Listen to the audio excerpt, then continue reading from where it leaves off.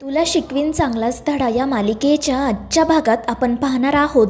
शाळेतील सर्व शिक्षक अक्षराची वाट बघत असतात आणि जेव्हा अक्षरा शाळेत येते तेव्हा ते सर्वजण टाळ्या वाजवून तिचं स्वागत करतात आणि तिला पुष्पगुच्छसुद्धा देतात. त्यामुळे अक्षरा मनाशी म्हणते की मी इथे येण्याच्या आधीच बातमी इथे पोहोचली वाटतं. आणि मग त्यानंतर सर्व शिक्षक तिचं अभिनंदन करतात.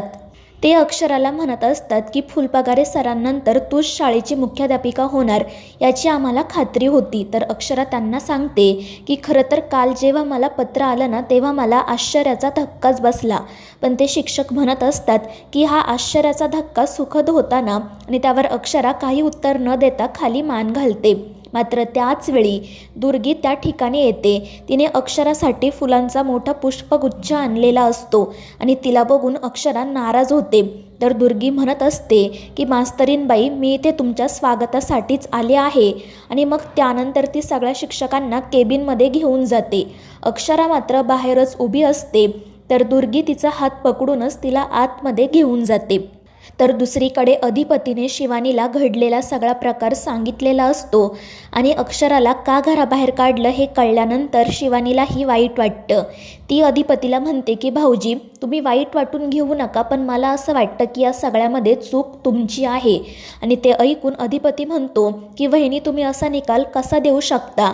तुम्हाला काय वाटतं यात मास्तरीनबाईंची काही चूक नाही आहे का? त्यावर शिवानी म्हणते की मला खरंच असं वाटतं की यात अक्षराची काही चूक नाही आहे.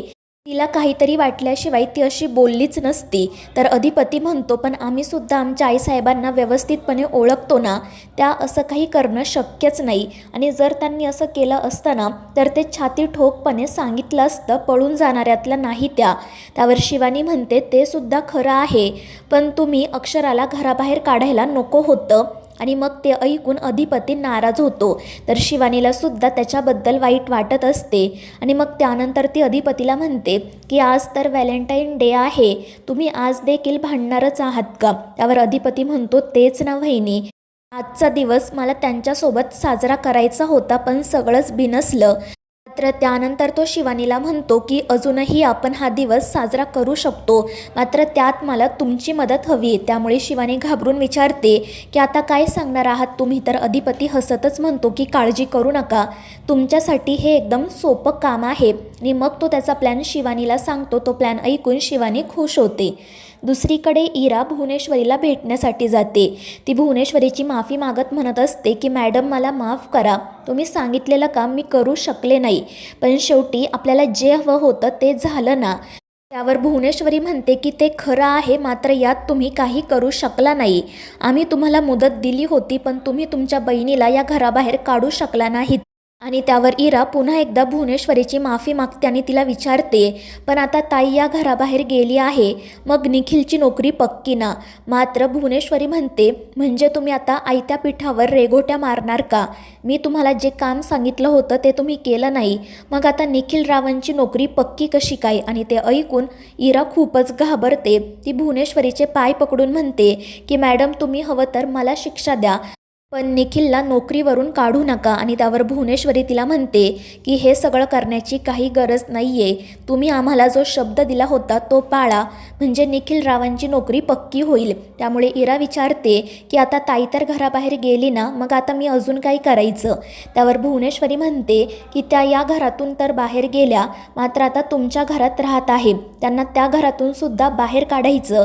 आणि ते ऐकून इराला मोठा धक्का बसतो. ती म्हणते की हे कसं शक्य आहे? त्या घरात आई बाबा आहेत, मग मी ताईला घराबाहेर कसं काढणार? त्यावर भुवनेश्वरी म्हणते की तो तुमचा प्रश्न आहे, पण त्यांना त्या घरातून घराबाहेर काढायचं तरच निखिल रावांची नोकरी पक्की होईल. आणि त्यावर इरा घाबरून म्हणते की ठीक आहे मी प्रयत्न करते.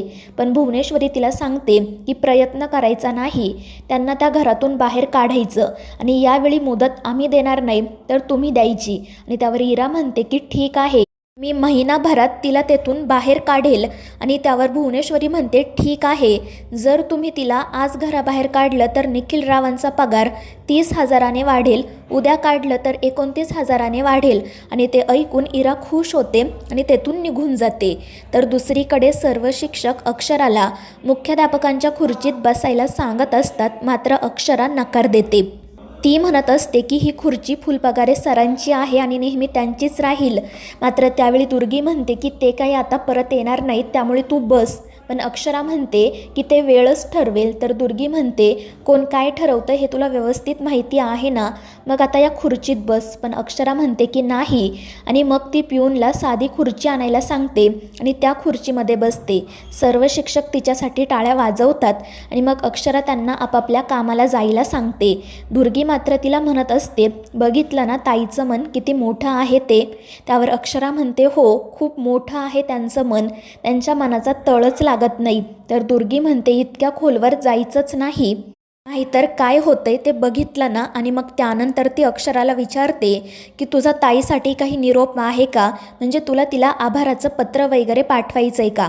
त्यावर अक्षरा म्हणते की मला जे पत्र आलं होतं त्यावर ज्यांची सही होती त्यांना पत्र जाईल, मॅडमला पत्र पाठवण्याची काही गरज नाही. आणि ते ऐकून दुर्गी रागातच तेथून निघून जाते.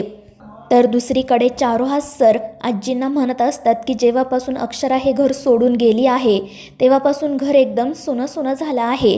आणि त्यावर आजी म्हणते की खरं आहे, जे घडायला नको होतं ते घडून गेलं, पण आता आपण तरी काय करणार, सूनबाईंनी खूपच ताणलं. मात्र चारुहास सर म्हणत असतात की जे काही घडलं ते खरंच तुम्हाला पटलं का. त्यावर आजी म्हणतात पण भुवीने सुद्धा घराबाहेर जाण्याची तयारी दाखवली होतीच ना. तर चारुहास सर त्यांना उलट प्रश्न करतात की खरंच ती घराबाहेर गेली असती का, तुम्हाला असं वाटतं का. आणि त्यावर आजी खाली मान घालूनच नाही म्हणतात. तर चारुहास सर म्हणतात की तिने असं चॅलेंज दिलं होतं कारण तिला खात्री होती की ती हे चॅलेंज जिंकणारच.